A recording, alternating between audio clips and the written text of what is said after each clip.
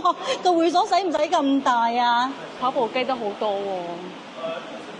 哇，好靚啊個園林！呢度咧下沉式嘅一個會所咯。哇，不過真係好大喎呢個。我覺得好靚啊！係咪做 gym 都有動力啲啊？睇到呢個景。Amy，去樣板間要經過個會所喎，咁宏偉嘅佢個下沉式嘅會所。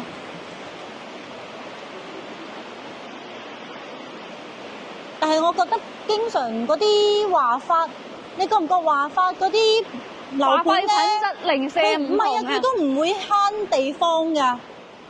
你記唔記得觀山水啊？記得。佢亦都唔會填咗個湖，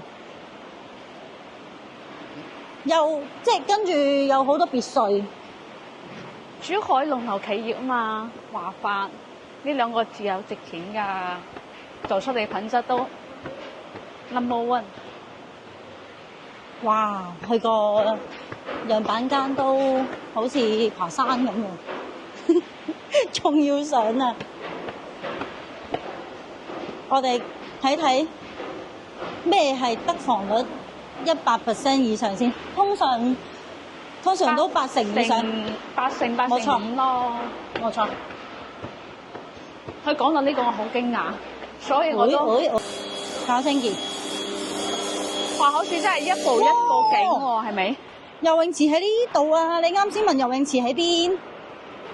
哦，露天哇，嘅。好靚喎！好靚喎！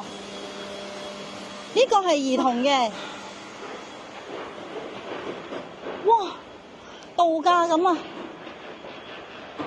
有好多同學喺度拍攝。哇，呢個游泳池正嘅，呢個游泳池好正啊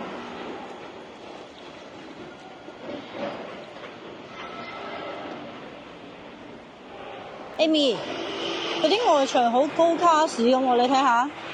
我有見到啦。啲普通住宅都唔一樣，有啲區別咯，我覺得靚啲啊！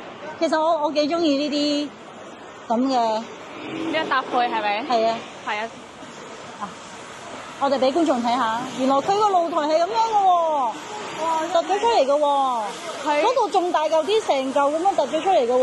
我睇到佢啲用材料咧，你喺遠遠望走已經可以感受到佢嘅質感啦。咁樣嘅，原來呢個係入戶大堂。